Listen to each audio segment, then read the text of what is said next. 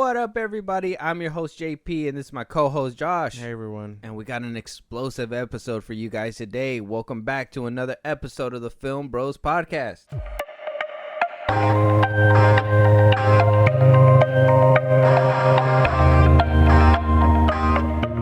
All right, guys. Like I said, explosive. Honestly, a very big movie for when it came out. The sequel recently came out, and so we're gonna do a two-parter. That we're gonna do part one, and then we'll go ahead and do part two. But part two probably won't come out until maybe like after 2 weeks from now. Yeah, like about 2 weeks from now, because we got the Flash to review pretty soon. Yeah. But I thought we could, at least cover the first one, so we can have it being a new movie for you. We talked about this movie before. I told you I was going to show it to you. We were going to watch it. I didn't think that you're going to 100% vibe with it, but, it seemed like you were doing okay. And I don't know. I'm just very excited for this review because this is a movie. Every single time I put you on a movie and you enjoy the movie, I just feel like, man, that was a put on. You know what I mean? I put you on type shit. But with that, Josh, let them know what movie we are reviewing today. Extraction, starring Chris Hemsworth. I am not sure about the year, though. 2020. You're hoping if you spin the chamber enough times, you're gonna catch a bullet. It's just easy that way. This is an extraction. So who are the players? Biggest drug lord in India versus biggest drug lord in Bangladesh. Some mythic shit, huh? It's a kidnapping. Drug lord's son. Clock's running at 16 hours. Proof of life as of 6 hours ago. All right, guys. So Extraction, yes, the first one came out in 2020 during the pandemic. They wound up making it before, obviously, the pandemic, and it wound up coming out. It is on Netflix. Wound up becoming one of the most viewed Netflix original movies, and that's what made Netflix go, oh, we need a green light one today. We're gonna go ahead and discuss the ending that happened, but I even told you when the movie when it ended, it was kind of like a, obviously they were like, we're getting a sequel, we're not getting a sequel, yeah, dipping our toe in the water and whatnot. Coming off a budget of about $69 million. Very, very good, I guess, budget. I mean, we'll talk about that when we roll up to that point and see if the budget was perfectly used. Wound up getting a 67% actually just a regular tomato on Rotten Tomatoes, and then a 70% audience score. Do you agree with those numbers? Yeah, for the most part, I guess so. I don't see why not. I don't know. I don't really like Rotten Tomatoes, so it's whatever sounds fitting, I guess. Okay, very nice, very good. So this movie, we see Chris Hemsworth as Tyler Rake. We have a lot of what I have learned that they are Bollywood actors. So we had Randeep Hooda as Sajin. We had, this is a crazy name. They have a lot of crazy names, so I'm going to do my best. But her name is Goldshifteh Farhani. She was in, she not only has been in a few movies, but she has also played a character in that Modern Warfare game, Call of Duty. She was in both of those. David Arbor was in this film. We had Sam Hargrave, who is also the director, but he also made an appearance within the film as well. Yeah, man. So with that quick rundown of what the movie's about, we basically see this veteran who has been through the motions, has lost his family, has nothing to lose, chooses to get paid for mercenary work, winds up getting this extraction on his table. He winds up doing it, but it goes sideways because the person who's paying tries to, do him one over and try to get out of it without paying, and then we go into this adventure to the very end, and then we get to the conclusion. For real. Very good movie. Spoiler review coming up right now, so just to let you guys know, this review will be spoiler talk, and I just want to say that before I let Josh talk, because I know his mouth is like a loose cannon, but this movie came out in 2020, so if you haven't seen it, we will try to keep major spoilers out, but for the most part, there will be spoilers. Josh, what was your initial thoughts of this movie? What came to mind when you were done watching it? What are your thoughts? At first, like maybe the beginning half, I figured it was all slow, but it quickly picked up. I was really interested in Chris Hemsworth character and all that, but for the most part, I thought the beginning was slow, and then it picks up, and I'm just like, well, this is nice, and then the action sequences go on, and I'm like, this is even better, and then from after that first action sequence, it kind of finds its pacing. For the most part, the plot I felt kind of simple. We'll get more into that. But overall, at the end of it, I figured this is a nice movie. It's a nice action movie. It's something you can just turn your brain off and enjoy, which is it's hard to find these days. Like, I know John Wick exists and all that, but I feel like it's very hard to just be like, this is a nice action flick. You know what I mean? I feel like a lot of movies nowadays have to be complex. And people cannot just like, that's why I kind of see the 67, and I'm kind of like, oh, well, why did you give it a 67? Because it's not just it doesn't have layers, it's not complex enough or whatever. It's not like the Mission Impossible franchise where there's twists and turns and stuff like that. This one was like in my opinion, it was like an old-fashioned 80s 90s action flick. You see Mel Gibson and Lethal Weapon and stuff like that, and the plots aren't crazy, but it just the action pieces and everything they keep it together. And like, these movies need to exist more. I think not everything needs to be cinematic. This and that. I feel like there should be a lot more movies where you can just shut your brain off. You know what I mean? And like, not just action movies, but I know like Godzilla and all those other ones are meant for you to just enjoy, but people want to make it into this thing. But I don't know. We need more simple things like this movie. It was really good. Yeah. So my quick thoughts after the movie. Well, I watched it. Honestly, I think I've only seen this movie twice. This is my second. When I watched it with you, it was my second time viewing it. So I was able to pick up a little bit more details, because I think the first time I watched it, I was like a lot of action. There was a lot of hand movements that I was trying to visualize. I think I did go back and I did rewind the fight scenes after I was done watching it, just so I can just look at them and see the different hand movements, because there's a lot of shit that happens. But you're right. Well, I don't think the pacing was horrible in the beginning. I think it felt like how does it called? It felt like when you're on a roller coaster and you're just like slowly climbing up. That's what it felt like to me. Like, oh, we're getting the build up. They're giving us the backstory. And because the first time watching it, you know what? The first time watching it, I can agree with you, because I think the first time watching it, I was like that too. I think the first time I was like, oh, this is kind of slow. But watching it a second time, I kind of felt like that slow burn to the top. And then once it started going, it just started going and everything. And then even like those, I believe the scene where, it kind of slows down for a second to kind of, so they can have that conversation with like David Arbor and stuff like that. Even that scene was kind of like short-lived in order to get to the action. You know what I mean? So it really felt like they were really pushing that pace and really making you run through the movie until you got to the end, and then that's when I felt like they really let you soak it in, kind of thing. Yeah, I don't know, because the beginning, like I said, it didn't feel like a slow burn. It felt very like just slow in general, and then that's why when it finds its pacing after that first action piece, I say like the David Arbor scene, it didn't overstay its welcome. It was a refreshing thing to get away from all the violence and stuff. And then you're like, okay, then it's back to fighting between them, and then it moves on. What I did enjoy most, though, about the slowness scenes is like the characters it got you to care about when they get to their end point, you're really like, damn, and they let you soak that in. You know what I mean? Like the first one, I can't remember his name, the one that was supposed to be looking after the dude's son. Oh yeah, Saju. Yeah, Saju.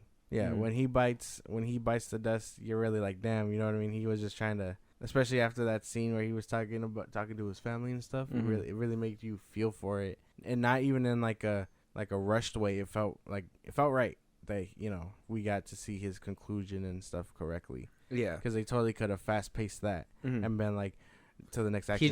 He's just like a bad guy type shit. But no, he was clearly a person that just was involved with this guy, and he was tasked with a job. Yeah. I thought it was really good though. After the beginning, everything kind of just finds its footing. Yeah, and it kind of goes the way it's supposed to go. Exactly. So with that, let's dive a little bit deeper. So what do we think about the characters? I know you kind of dived a little bit into it with Saju right there. But what'd you think about them? So I thought most of them were cool. The bad guys were generic. You know what I mean? We've seen it before. You what? You think so? Yeah. The bad guys? Yeah. I mean, they were The a gang. concept, yes. Well, cartel and stuff like that. yeah. Yeah. Okay. Yeah, I get that. But That's why they were like generic. I honestly feel like they turned it up to 11. They turned it up, yeah, but like that's kind of just taking what we know and kind of just flipping it on its head. But we That's know true. we've seen that before. Like, Yeah, I've seen cartel, Narcos. You know what I yeah. mean? Like, the best way I can put it is like Bad Boys 2. You had the Russians and you had the what was the black guy in Bad Boys 2? It was the Russians and then the Mexican. The cartel in Bad Boys 2? Yeah. It was just in Cuba.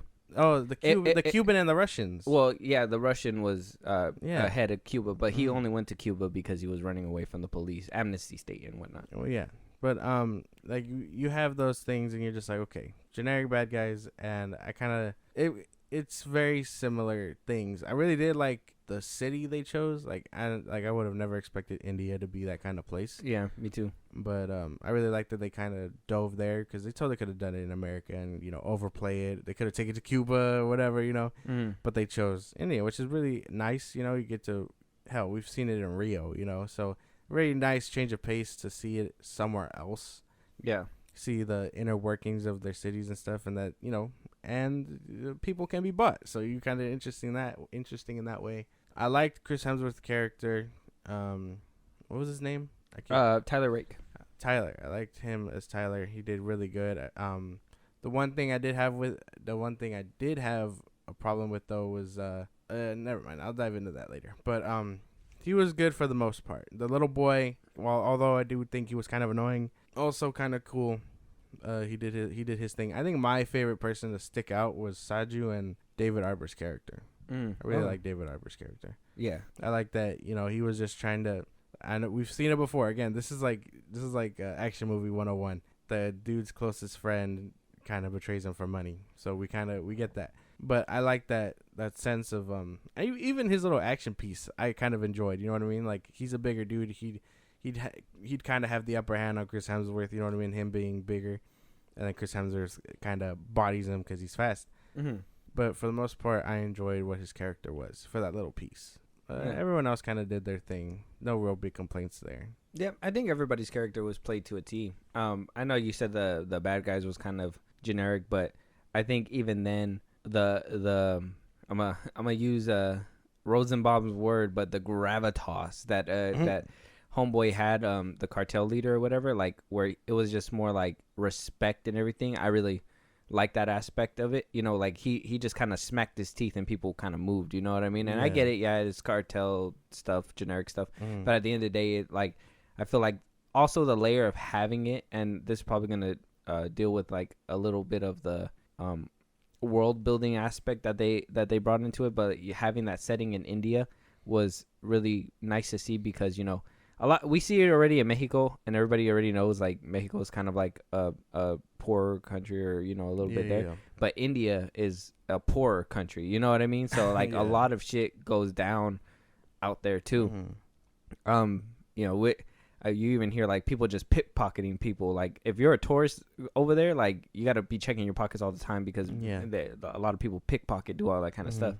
I really like Tyler Rake's character, and then I like that they balanced it out with Sanju because, in my opinion, it would have looked really bad. Like, this white American is saving the Indian kid. What I mean? That was kind of my thing too. When I was watching, I was like, this looks really bad that they got military people kind of across the waters interfering where they're not supposed to. Yeah, and I mean, I get it. It was more, excuse me, it was more for like, obviously mercenary work and stuff like that. So it's not really, because even Khan, I'm just gonna use their names in the movie. Nick, she was Indian, and then you had a lot of other actors or whatever. But like, I didn't know if you knew, but Sam Hargrave played the sniper that was in the beginning when he was shooting the bow, and then he wound up meeting his unceremonious end right there in the woods by Sanju, unfortunately. But it was a good thing that they put him there, because it wasn't just, oh, American was gonna save this Indian. It was like, no, his family, the person that takes care of him, is gonna save him as well. And then we watched him the first time. Yeah, and then working together by the end of the movie was really, it just showed their chemistry too, because they went from fighting each other, and even in that one scene where it was like just like that, it was like just like that, and then they just went ahead and like I said, it sounds generic the way I say it, but it is I'm not gonna lie, it felt like a generic 90s action flick, you know what I mean? And it sounds generic, but it's really well done with the acting and with the set pieces. It's well put together. Yeah. What do you call it? I know we're not giving it its like grand thing, but there's not much to give it. It's just done well together. Yeah, I think the visuals and the fighting and everything really enhanced the experience of this movie, because otherwise it would just be another generic action flick. Exactly. You know what I mean? You couldn't tell this story, have it be as basic as it is, and then not go grand with the fighting, because then you'd be like, well, this is boring. Yeah. I could watch a movie that has the same concepts and have a better time, because I know what I'm expecting there. But Sam Hargrave knew what we were looking for, and so he gave us some hard-hitting action pieces. But this cinematography, and I'm going to put the world building together, because I kind of feel like they kind of mixed together in this movie, because, like I said, this movie, it really felt like, are we getting a sequel or we're not getting a sequel? You know what I mean? There was a lot of world building when it came to like the cartels and, where the movie's going to lead next and stuff like that. But it was very, like I said, generic and grounded when it came down to, certain world building aspects when it comes to like other main characters that we might see in the next film. Like Nick, like how I said, Nick Khan, like I would have loved to have seen her a little bit more, her being the handler. Like, you could tell in the beginning they showed that they had a little bit of tension with each other, but they didn't really progress that after she was just basically like sober up or don't show up kind of thing, and they didn't really, like, if they had like history before exactly. or something. And I would have liked to have seen that. Maybe they're gonna tap into it in Extraction 2, but it would have been nice to have seen or known about that, not just Tyler Rake's past.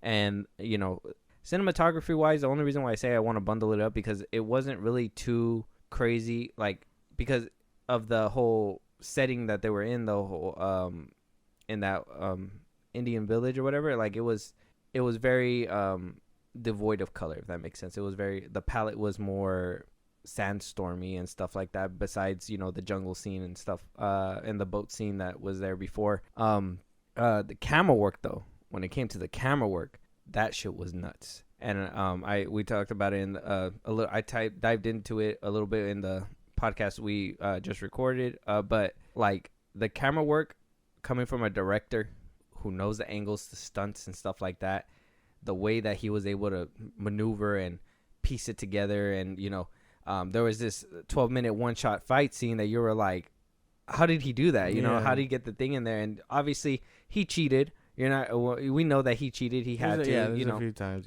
editing cheats or whatever, but like still he knew what people want, and people love to feel that realism. And when you edit or move, or when you edit or stop something from feeling that impact, that's when it throws you out, and you want that realism. And a lot of the fight scenes were uncut, very one shot type scenes, and it hit a lot harder. That's why when you would be like, ooh, because it would make it seem like, god damn, like they really fucking fighting each other in front of a camera. Yeah.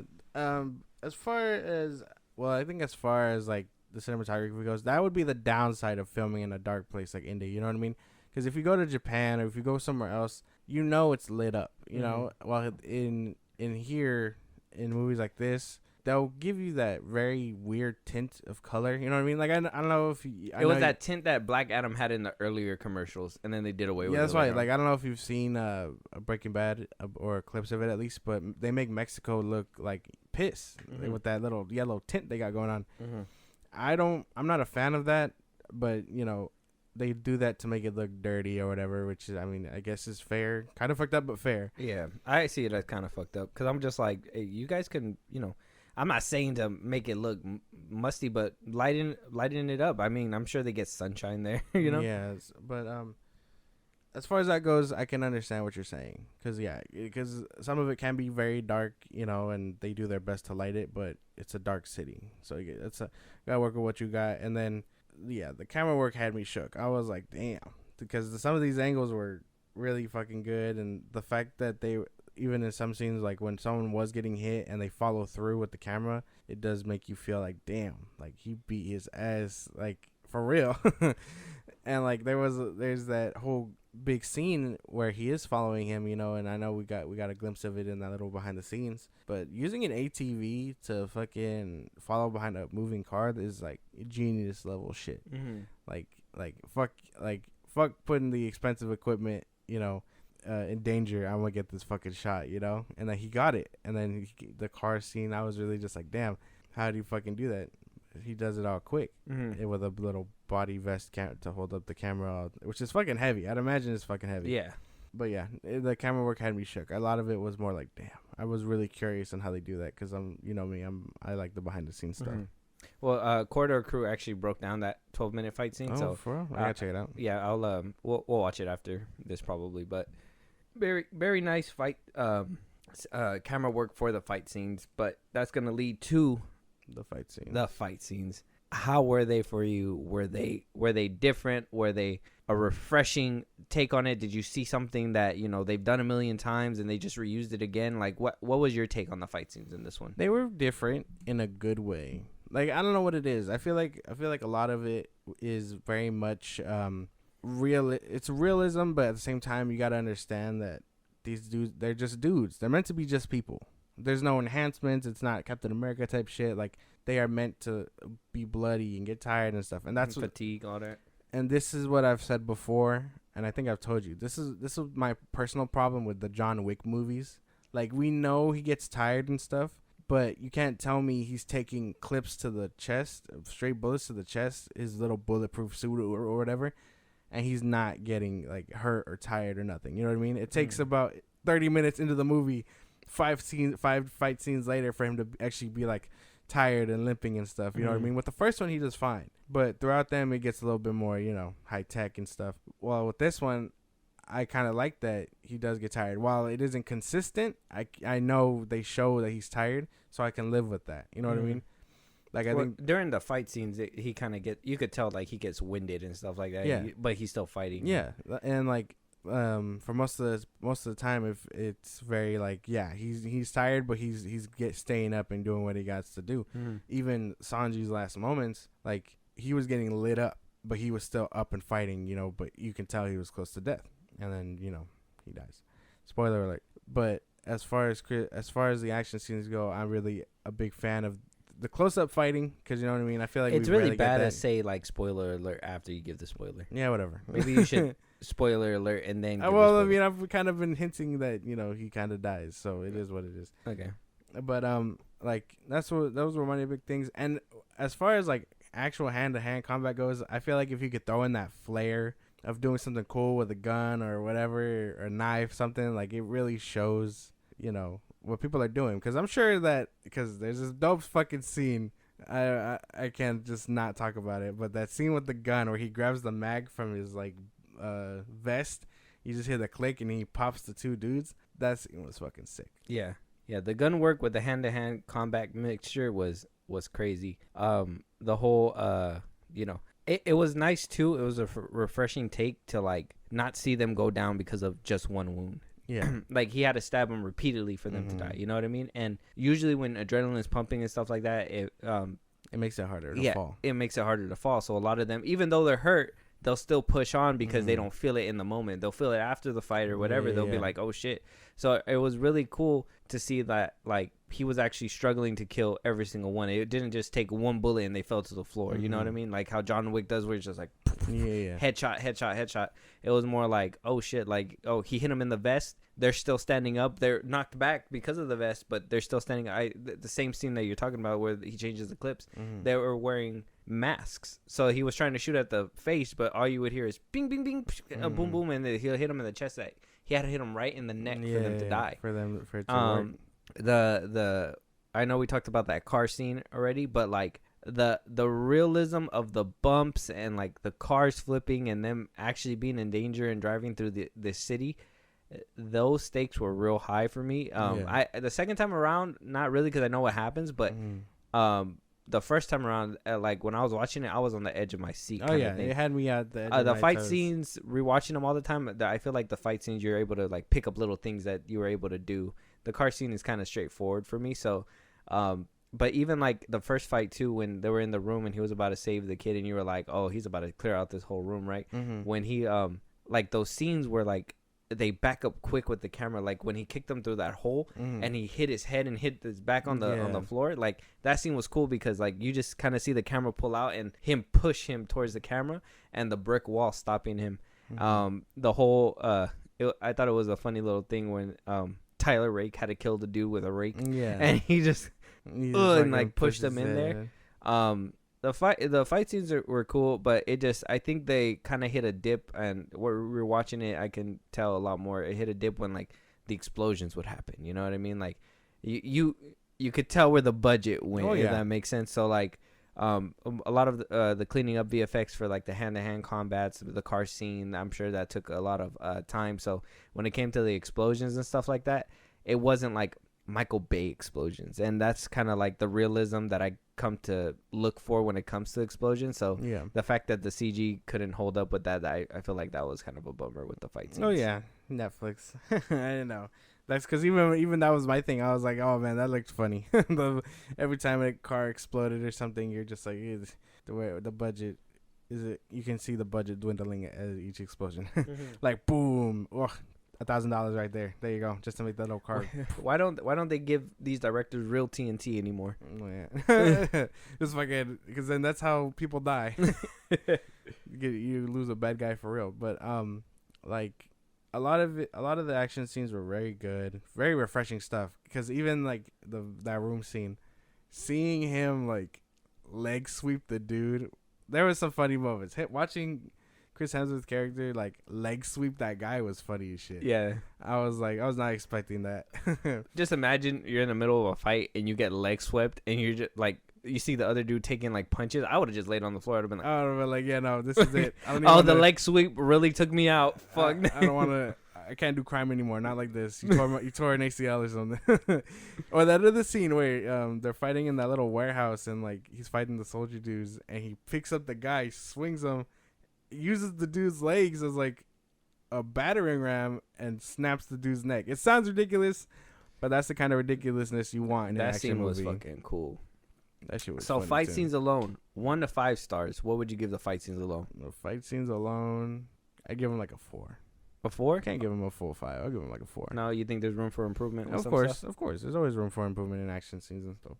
Like I like as much as I like David Arbor's little scene with him, you know, like I can admit like that needed a bit more. Even towards the end, like you said, there's a lot more explosions going on there than actual like fighting. You know what I mean? They were just quick one and dones, and then it all kind of wraps up because now we're coming to the end. But it could all have been done better.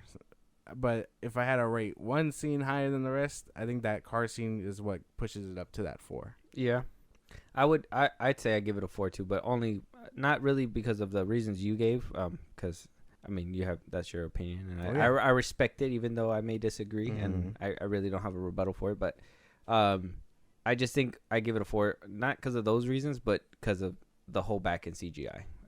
Maybe a 4.5. I'd give it because only the explosion scenes were like the real distracting part for me. Whereas like, you know, that scene with David Arbor, that scene with those kids, that shit felt like it hurt every single time. Like when he swung the kid off the floor into the damn car, when he slapped the boy, when he, you know, the motorcycle, like that shit was that whole scene was funny and well done. Funny, dude. There was no way he said little shit. He smacked him twice, dude. Like he was his parent. He was like, "Get that gun out of my face!" Smacked the fuck out of him. And I like how they use that as like motivation for the kid. I like that they made him a player in the movie. And I know we didn't talk about him in the characters, but he slipped my mind. He was like a little subplot. I like that, where like he he wanted to be a big badass and shit like everybody else, but like he was just a kid. And you can, since the very beginning they were showing you, kids that were being introduced to this kind of life early on, and it's true, like that's how it is over there. Like they get introduced real young, even here in here in anywhere that we live, Los Angeles, all that stuff. Like kids get introduced to this stuff really early, and it was very sad to see, but at the same time, like good, like motivation, I guess. Yeah. I don't know. I found that little subplot kind of annoying. I understand what you're saying, but I just, on a personal level, I was kind of more like, damn. And then the fact that, without trying to give away the whole ending, the fact that he's the one that kind of Feels the blow. does it all toward the end, you're just like, I didn't feel satisfied by that. I didn't feel satisfied, but not for that reason. It's just because they didn't really show anything what he did afterwards. If he was doing the killing blow, why didn't they, show him being by Homeboy's side, or maybe spoiler. He kind of just pops up out of nowhere. Yeah, like by the end of it, but like spoiler, but like by the end of the movie, they should have had him like.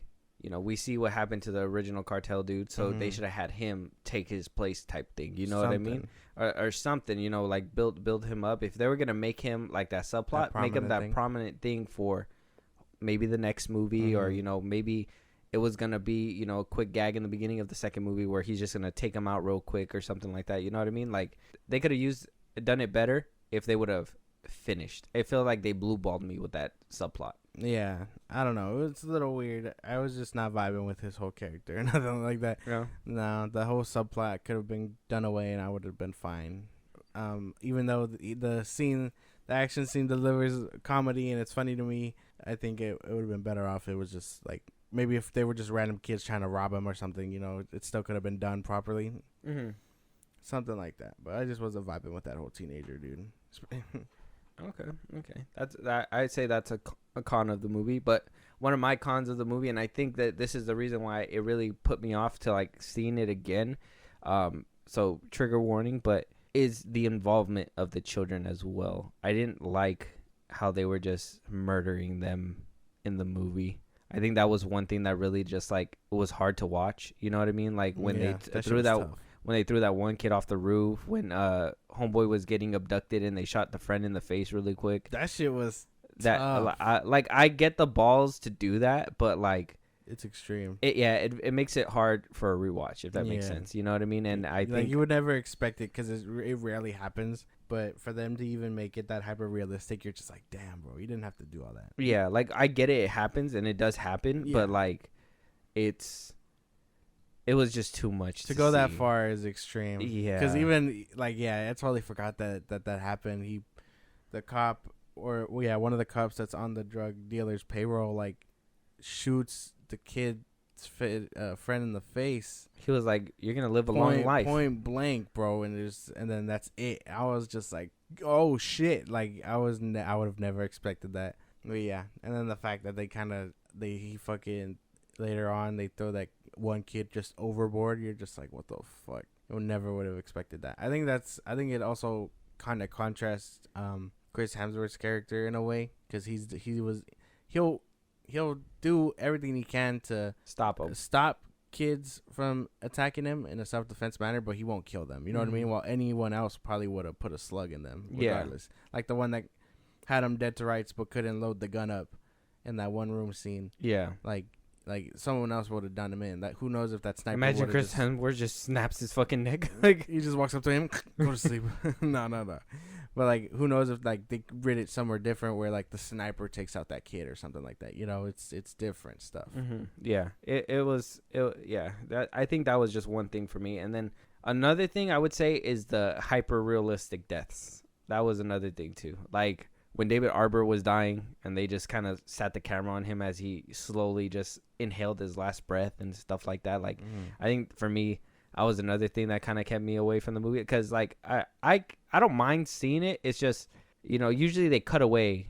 Yeah. And this one, it felt like Sam Hargrave was like, look at it. Look at it. This is what you wanted. Gives it the real weight. Well, most films would, just pan away or cut to the next scene, something. Yeah. Have Chris Hemsworth grieve in silence probably or something. Yeah, I get the balls for it. It's just fuck, dude. Like you got to Yeah, be willing shit's to tough. want to watch it, kind of thing. It is tough. And I will give it to you because like, and they didn't do it a lot because yeah, there it's easily like mind slipping moments because I didn't remember about it before we had watched it, and rewatching it again, it really just cemented in me like that they do this shit in the movie because I think towards the ending or like after I think they throw the kid off the roof. I think they don't kill any more kids. Not really, no. No, so it's you know, it felt a little bit easier after those scenes had passed, but yeah, it was still kind of like a hard watch, especially like David Arbor's scene. I think David Arbor's scene was like a hard watch too, only because like he was just Yeah. and if you have like PTSD from like seeing somebody like that, honestly the hyperrealism might scare some people away. It might fuck you up. I think the one that got me more was just Saju's character.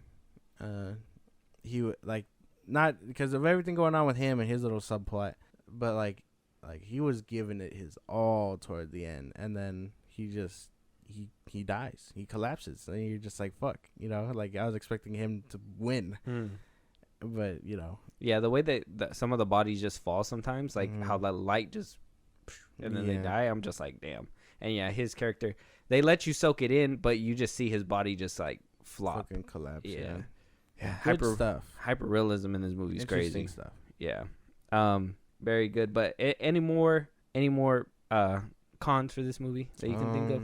I think it would be the little inconsistency of the getting tired, because while there is them getting tired, a lot of it was like, oh, it's only for the moment, and then we got to keep pushing.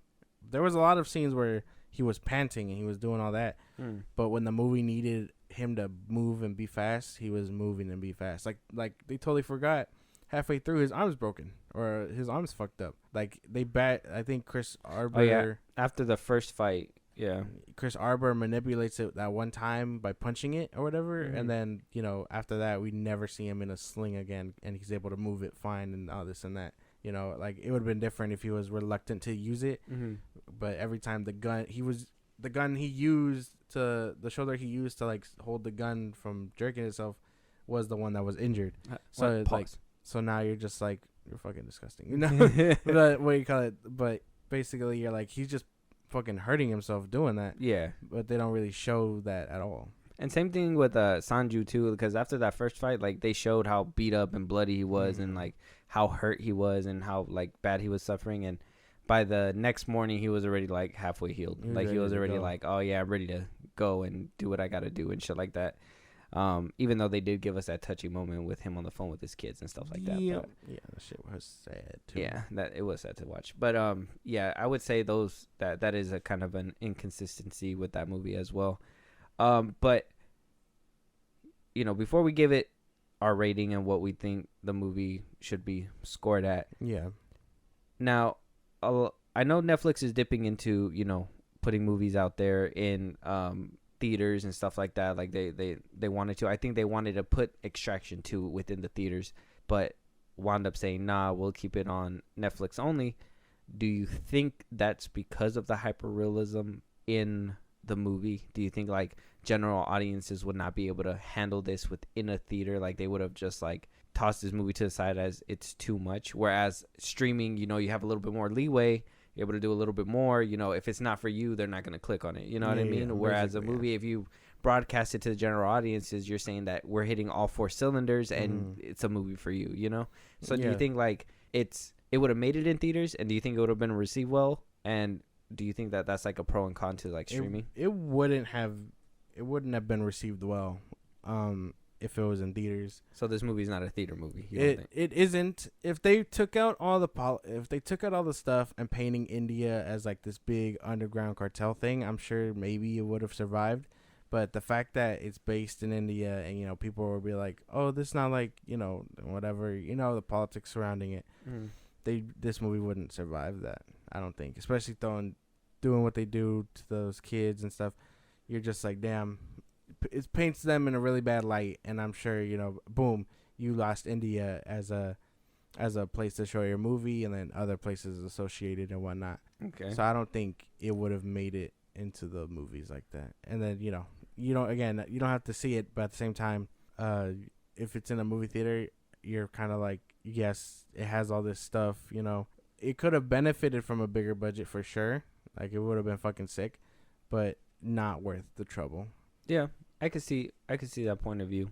Yeah, I don't think the movie would have survived simply because of if they would have taken out I don't think maybe the way you're saying it. I think maybe if they would take out the hyper realistic deaths and took out the kids being killed and stuff like that, I think maybe it would have been fine. Because to be honest, this movie, it is a movie theater movie, but it's not at the same time. It is with like the fight scenes and stuff like that. Because imagine this movie on the big screen. You know what I mean? With the explosions, if the explosions were done right, a little bit more budget would have really, like, if they would have hit it with 100 mil, I think it would have really made it look clean. Yeah, that's what I'm saying. But like, it would have looked nice on a big screen theater, especially like, you know, the fight scenes and all that. But with those scenes that, you know, that are really too much, it wouldn't have sat well with people. So in a way, they found a good balance for it for Netflix. It's just, you know, streaming to me, it kind of hinders a movie at the same time. But at the same time, this movie was the most watched movie of 2020. You know what I mean? So it's like, there is a market for this kind of stuff, but it wouldn't survive, I guess, the cancellation. You know what I mean? That's what I'm saying. You know, cancel culture, like, whatever. It wouldn't have made it through. It would have been put through the ringer on that level, because people would have been like, oh, you got movies that Netflix says it's okay to do this to them and this and that, and then it paints India as this big bad thing, and then so on and so forth. I don't think it just wouldn't have made it. And I think it's easier to take that risk. Again, this is a really good thing working with Netflix. It's easier to take that risk because at least those that watch it will be like, okay, I can understand this movie. It's extreme, you know what I mean? But I'm vibing with it because it's an action flick and it has Chris Hemsworth. You know what I mean? Mm-hmm. But at the same time, again, if you don't want to watch it, you don't have to watch it. Who knows? Like, you were like, oh, it's an action movie, and then, you know, the kid that dies first happens a few minutes in. You're just like, I'm not watching this after that. And then, boom, you're fine. You don't waste money on a ticket, nothing. You move on to the next thing. I think streaming is just the better option in this case. For this one. So they made the right decision. Yeah. I can agree with that. I think so, too. Yeah. This movie would not have survived in theaters. It would have been crazy. So, second part's coming out. We're going to be watching it pretty soon. Yes. Right? Mm-hmm. Any characters you want to see back? Anything you want to see brought back from Extraction 1? Any theories on where you think Extraction 2 is going to go now that we've seen the trailer? I have no idea where Extraction 2 is going. It can always flip us on its head.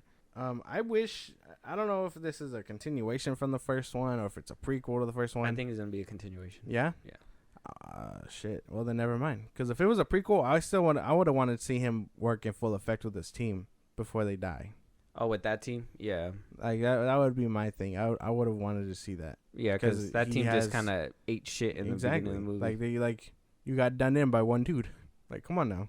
It's not, especially a sniper watching it. He watching him. He was the Indian Tyler Rake, man. What do you expect? He was going in, bro. But that would be my only thing that I would have wanted to see. But not really. I just, like, hopefully just doper action scenes, and, you know, hopefully everything kind of falls in place like the first one. Yeah, and I think one thing that I was kind of hoping for with the second part, we are getting, because we're getting, you know, I seen from the trailer, we're going to get this train sequence, you know, they're going to be in the snow and stuff like that.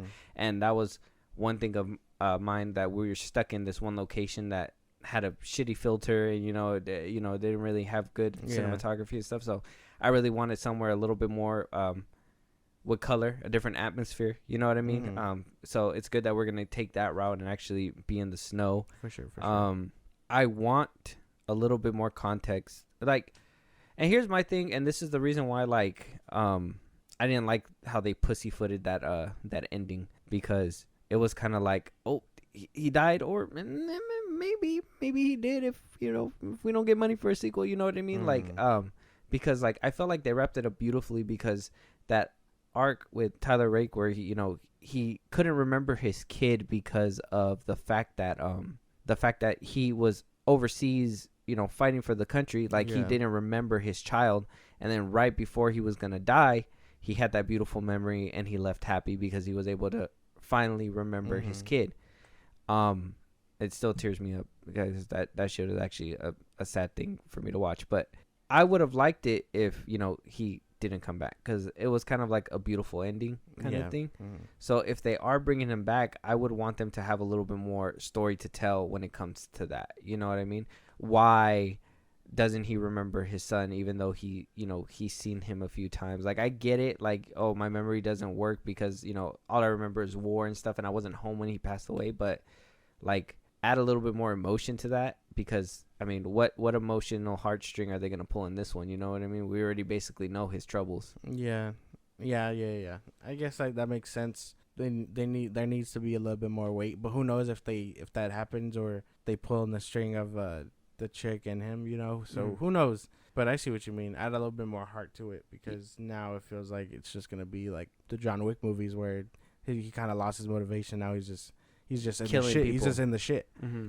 I see what you mean though. That makes sense. Yeah, because the whole, like, don't get me wrong, it was a generic thing, but what did it make it generic, now thinking about it, was the fight scenes and was those little subplots where it was like, it kind of reminded me of Inception. You know, like how Inception, he didn't really like remember his kids. Like every single time they're about to turn around, it cuts off. Him. I really like that, where it was like all blurry until it was, you know, time for him to see. And then, you know, having that emotional heartstring with Sanjin, you know, his family too. Like, he doesn't want to do this. He just wants to save his family. You know what I mean? At the end of the day, I wish he would have just told those people that, but it is what it is. But he would have probably been alive till this day. Chris Hemsworth's a real bitch because he used them as a fucking he used them as a decoy. You know what I mean? Yeah. Oh, and he was supposed to be the decoy. Why he didn't die, but Sanjin did, was crazy. But yeah, so that's what I would want. I know it's that emotional that emotional little arc, because yeah, in John Wick 2 it kind of sacrificed that. You know what I mean? And like, they didn't really. It's just, oh, you know, I'm just trying to survive at this point. I'm in the shit now. You know what I mean? And then same with other movies like Lethal Weapon and stuff like that. They kind of lose their motivation and they try to give them a new one, and it's not usually the same as the first one, you know. But if they could perfectly build on top of it and give us that weight, I haven't heard anything about because it barely came out. I haven't heard anything about like what people are saying about it or anything. But hopefully we get that emotional weight in this second part. Exactly. Yeah. But with that, do you have anything more to add before we give the ranking for this movie? No, I think we've covered it all. All right, from 1 to 10, what would you? 5 being middle, 10 being the most, 1 least, or 0 if you want to really give it a 0. Damn.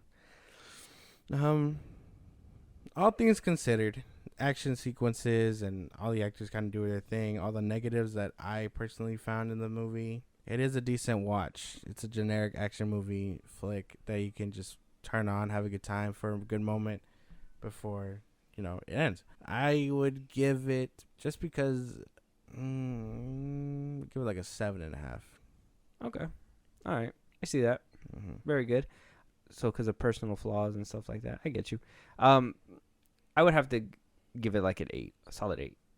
Because though the flaws, I think it's points to give to a movie when, you know, even though the movie made me uncomfortable with the scenes or whatever, like I still give it props for it going that direction. You know what I mean? Because no other director would have done that.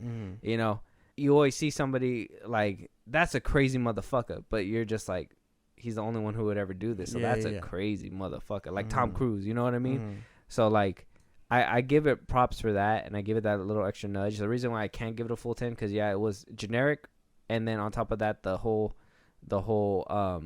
CGI thing too. I think the explosions really, because there was a couple times where like a car would just, it was driving and then it rolled, but it turned into a CGI car, and it's like you could you know, you could have easily like had it's pretty much a lot of money, but actually have a cop car flip or something like that.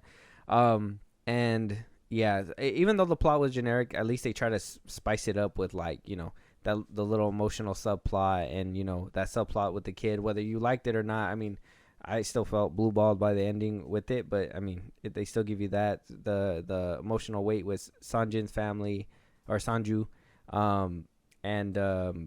yeah, honestly. And then the kid, I don't really have like a complaint about his acting. I know you said he was kind of annoying, but for me it was like a kid that didn't know any better because he was sheltered. You know what I mean? Like he was just trying to do whatever he was told, but also trying to survive, and he didn't know like who to believe and stuff like that. So I think he played a confused kid pretty well. I just don't see anything special about the performance either. Does that make sense? Yeah. But yeah, so solid 8 for me. That's fair. I guess that's fair. Yeah, 7.5 for you. That'd be your final answer. Basically, yeah. Yeah. So, but Extraction 2 now out. If you guys haven't seen it, go watch it before we give our review for part 2. So you can have the conversation with us. But for today, if there's anything that we should have said that we didn't, a movie that you guys want us to review, you guys want to support us in a big way, Josh, let them know where they can let us know. Twitter, TikTok, Instagram at FilmBros Podcast. Follow us there. We post when new episodes are up. Engage with us there. So go ahead and do that. You say that so low. Listen to us on the go on Spotify and Apple Podcasts at FilmBros Podcast, or wherever you get your podcasts. Why do you keep going so low? I don't know what I'm talking about. You're like listen, and no. yeah, you're no. What and podcast. Buzzsprout. Subscribe there for special perks and shout outs on these episodes. Else you need. I swear to fuck. Do you want to do it? You fucking do it then. Jesus. When it's all said and done, subscribe to our YouTube at FilmBros Podcast. And we'll talk to you guys on the next one. Talk to you guys later.